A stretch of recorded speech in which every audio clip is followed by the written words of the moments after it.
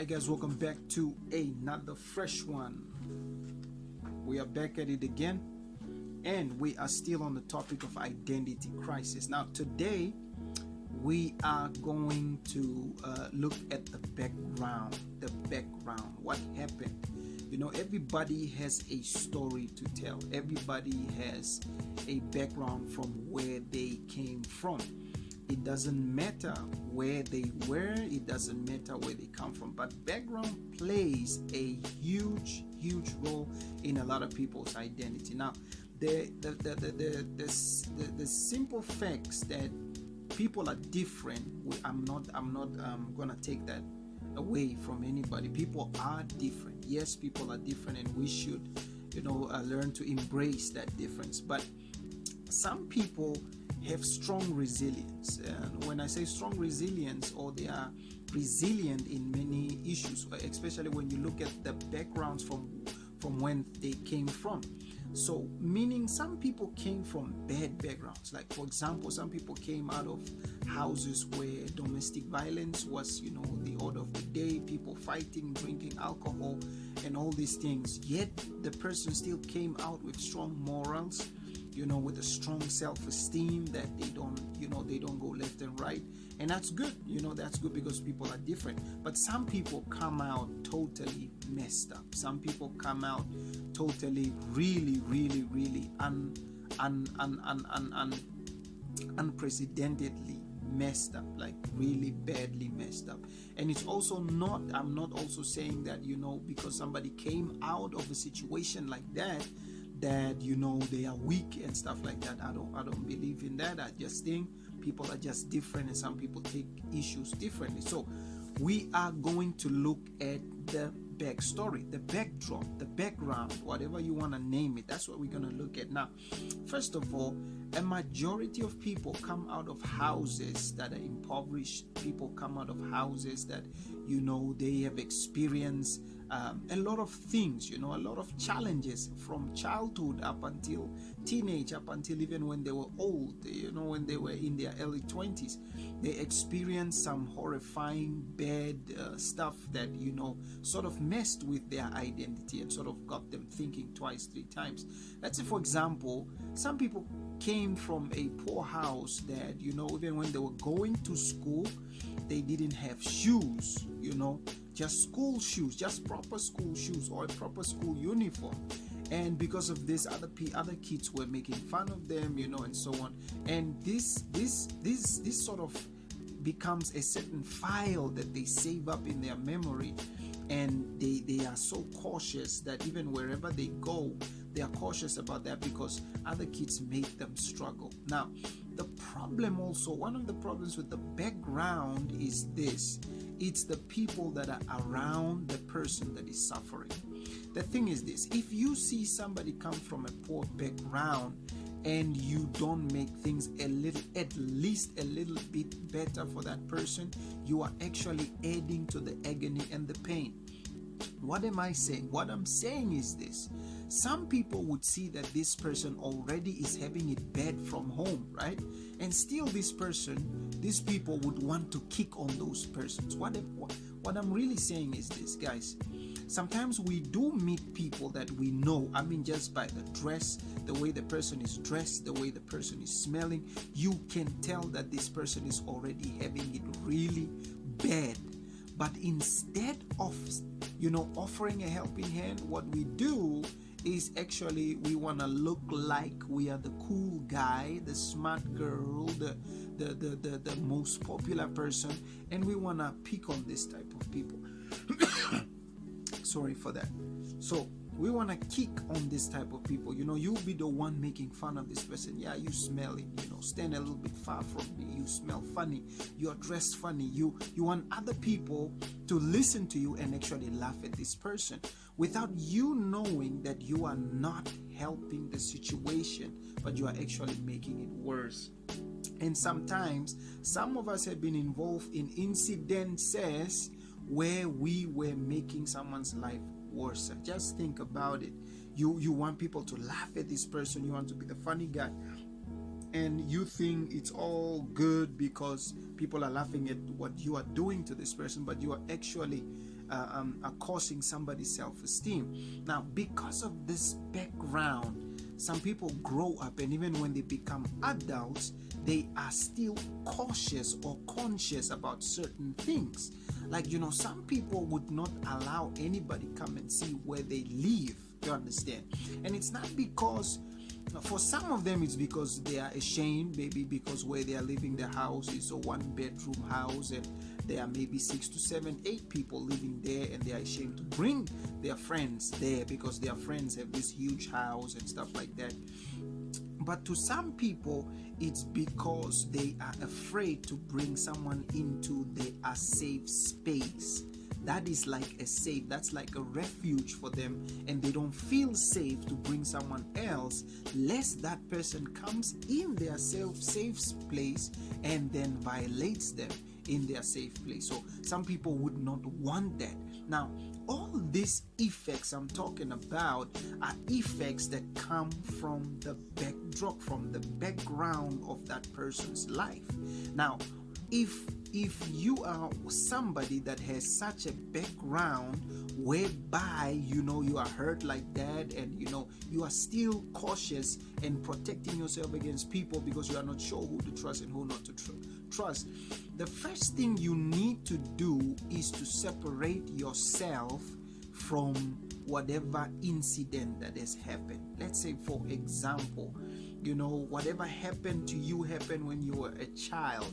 You have to get over that. Yes, it's not easy to get over that, but the moment you start dealing with that, the moment you start accepting what has happened with you, you are already in the process of getting over that. Now, many people, they don't get to this point where they get over that, but instead they remain actually behind that thing and that issue, that whatever happened, that bad experience, and that bad experience keep leading the way, and this person has no way of going forth. Now, a lot of people, and I'm not just speaking to one set of you, I'm speaking even to Christians. Even Christians are struggling with identity crisis, and that's not because they are not saved holistically. They are saved. It's just there are certain things that they just did not deal with, and every time, in a certain time, when they come to a certain stage or certain level in their lives, that thing kicks them back, because now they are sitting with that bad memory, and there's this scenario that is displaying itself, and it looks almost like what the person went through, and the person is stuck because they cannot. So that is one of the things of the backdrop. The backdrop is where the person came from. What happened to that person? So if we look at the Bible, you see the story of Joseph. I love the story of Joseph. Joseph was sold as a young teenager into the Egyptians, right?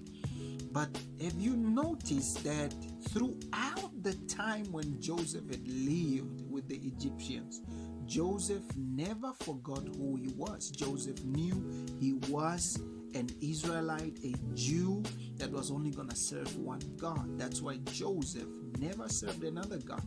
Another good example is Shadrach, Meshach, and Abednego. These guys stayed with the king, but they didn't transform. They didn't change. They didn't lose who they were. They stayed true to their identities, to the point where they told the king, "We are not going to worship you." Now, this is somebody who holds to their identity. This is somebody who says, "Look, I went through a lot of stuff. I went down and up. I went through good, through bad, but I know who I am, and I'm not losing that to anything." So Shadrach, Meshach, and Abednego, these guys didn't lose their identity. Yes, they were captives of the Babylonian king Nebuchadnezzar. They were captured by him. They were serving under him. And this king sets up an idol, and this was years ago when these guys were taken from Jerusalem. Yet this guy still stood there and said, we are only serving one God. That is identity. Now, what am I saying to the person that is listening to me right now? What I'm saying to you is, don't let your past define who you are today. Who you are today should be someone that has conquered, that is overcome, or at least someone that is in progress, that is in process of overcoming. Because when you allow your past to define who you are, you have already surrendered your identity. Then you don't know already who you are. Now you'll be searching. So what will be happening to you is you will start to copy and paste, copy and paste. That's where you see that a lot of people or a lot of young people would, race to social media, because social media has become their identity. That's what they think they are, because now if social media says, you should dress like this as a real man, they will dress like that. If it say dress like this as a woman, they would dress like that. If social media says do this, they would do that. It's not because this person doesn't have entertainment or they just get entertained. No, it's because this person is trying to find who they are. And so anything that is within their reach, they would use that to try to put a certain facade of who they are actually not. I have a small testimony of myself. Back then, before I got saved, I used to put on this 50 Cent facade. I would dress up like 50 Cent, put my hair like 50 Cent, put the straight umbrella caps and, chains and stuff. And when people look at me, they would see it, this big gangster, this thug, this scary guy who's, just not joking anything. But little did I know that I was actually putting a facade of 50 Cent. So in another word, I was being 50 Cent without knowing that I was actually being 50 Cent and not being myself. Now that's the thing of identity. You cannot be another person. You can only be yourself. So that is why it is critical for you to come out of the backdrop, come out of the backstory, come out of what happened to you in the past, and now deal with that today in the future. Okay, for some of you, maybe you went through a bad childhood, no parent, no what, the people you stayed with, they mistreated you and so on. But if you look at yourself today in the mirror, you are no longer that 13-year-old boy.